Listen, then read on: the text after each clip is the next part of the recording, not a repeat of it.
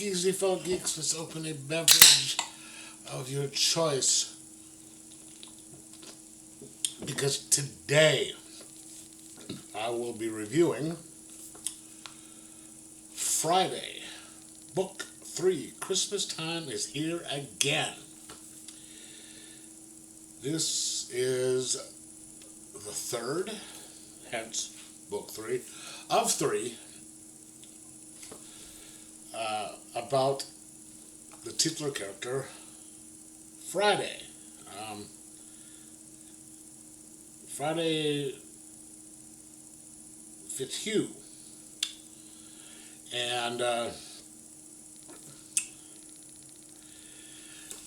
it's written by Brubaker and Marcos Martin with whatever that name is. I did not want to butcher it, so I'll just show it to you. Okay, so the basic premise of this book is you have Friday, and then you have her friend.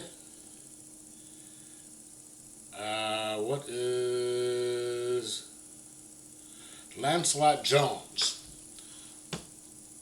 Goes by Lance. Both are real outcast kids, and Lancelot Jones is the smartest guy in town, probably one of the smartest people around, and Friday is this kind of weird girl. She was kind of an outcast. Both of them were, and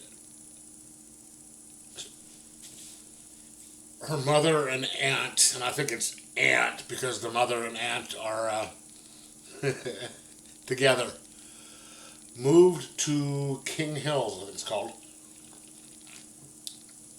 when she was in 6th grade,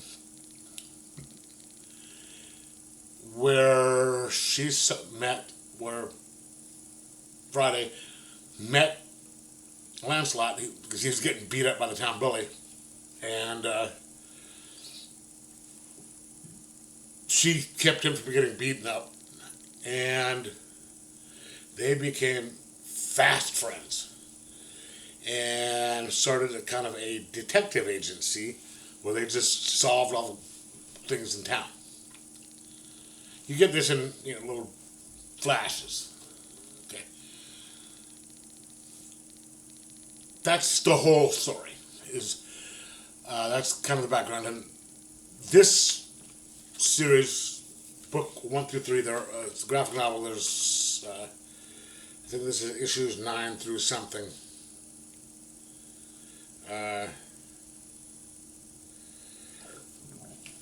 We're all collected in these. This case is really weird because Friday is coming home from college. It's her first year at college. She's coming home for Christmas.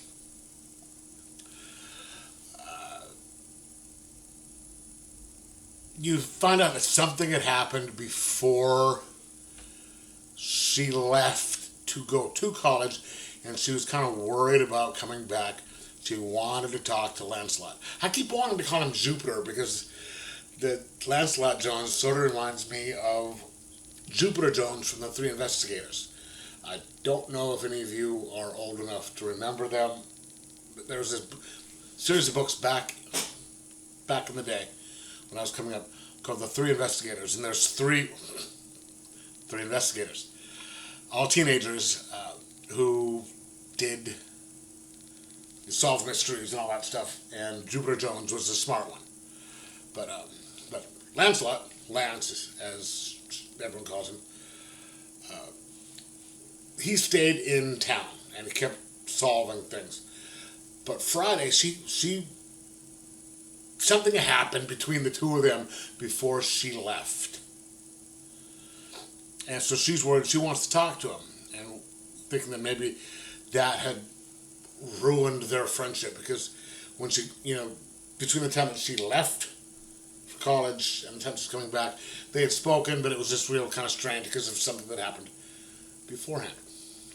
Uh, she gets back, gets picked up a few minutes out of the train station by Lancelot. If I accidentally say Jupiter, you know who I'm talking about. I'm not, and the town sheriff, because the richest guy in town's son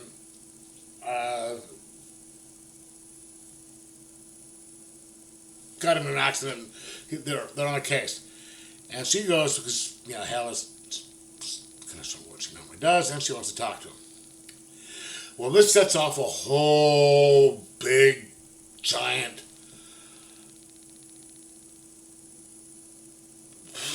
wild mystery that only Ed Brubaker can write.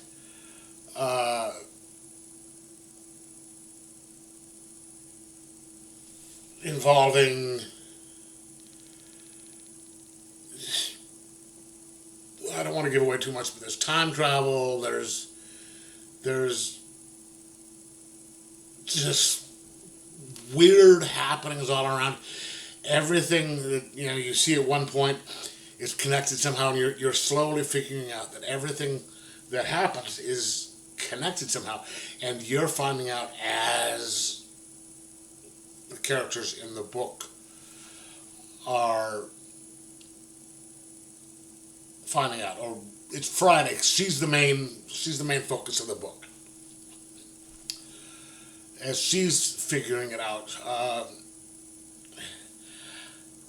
the book, the plot is kind of, I don't want to say convoluted, but there's a lot going on.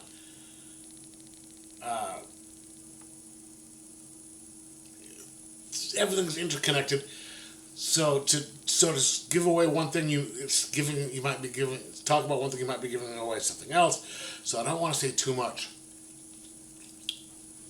But it is so well done, and you'd think something that complicated would be hard to follow, but it's not. It's really well paced, really well done, and you really sort of feel for the characters, because first of all, I think most people who are at least of a certain age, as in 20s and stuff like that, and a lot farther up in my case, remembers what it's like to be a teenager. Remember what it's like having that unrequited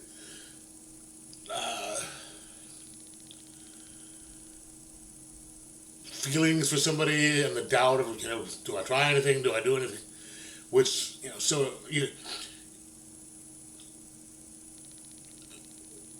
and that's one of the cool things about this is that plays a lot into the plot, is motivates this person's Friday's actions. It's like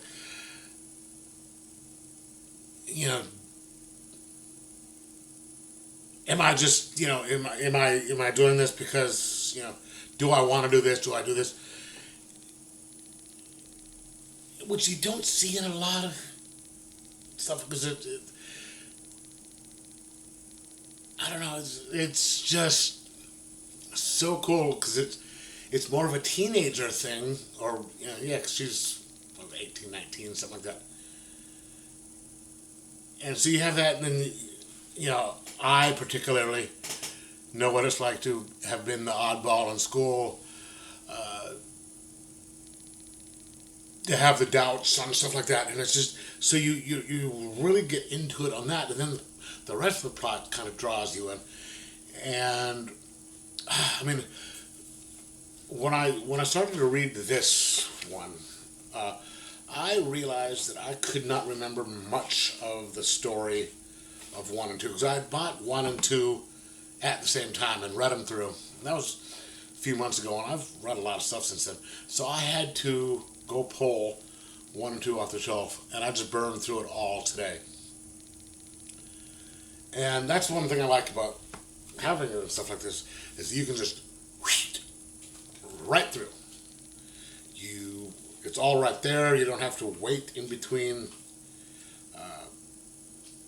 little sections, because there's different issues on this one as well as the whole thing.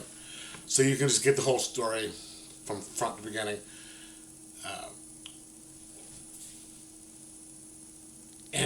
But I have to tell you, this last book is wild, because everything starts to connect together, and you're saying, okay, there's that answers that, that answers that. Okay, but this brings up a little bit more. How does that happen if that's connected here? And it's just deftly crafted.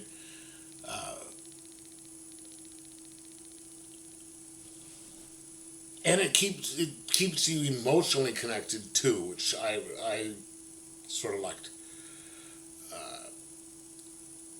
I did not like a lot of Brubaker's other stuff, even his horror stuff or his mysteries. I think that it's probably also due to the fact that someone else had to write it. But you combine it all together, and it's a great piece of art. I mean, art, but great writing, great, story. The art, speaking of art, is interesting. It's got this certain aesthetic and style to it. That's the Girl in the Glasses this Friday.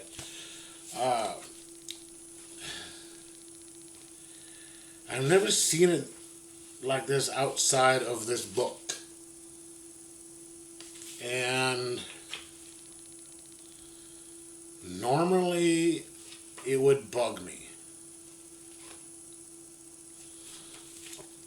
But it seemed to work with this,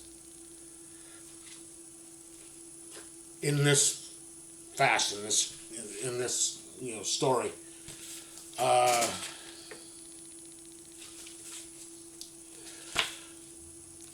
I'm trying to do a good review on this without giving anything away, which is kind of hard because I can't talk about much of it because it's so dense and stuff, but everything is connected. So if I give away one part, talk about one part, I'll give it away in another part. But if you're a Brubaker fan and you like his mysteries or you like his horror, this you'll like. It's different than his stuff, but you won't be disappointed. I can't give it a 5 out of 5 though, because that art does not, the art, while it does fit, it's not something that I'm digging as much. So I'm going to give it a 4.75 out of 5, just because of the kind of the experimentation, maybe, of the art. But yeah, it's just get it. If you're a Brubaker fan, you're going to want to get books 1, 2, and 3 of this. Get it, read it, you'll enjoy it. But anyway, let me know in the comments below what you think of it. If you read it, like, subscribe, most of all, enjoy your Brubaker comics.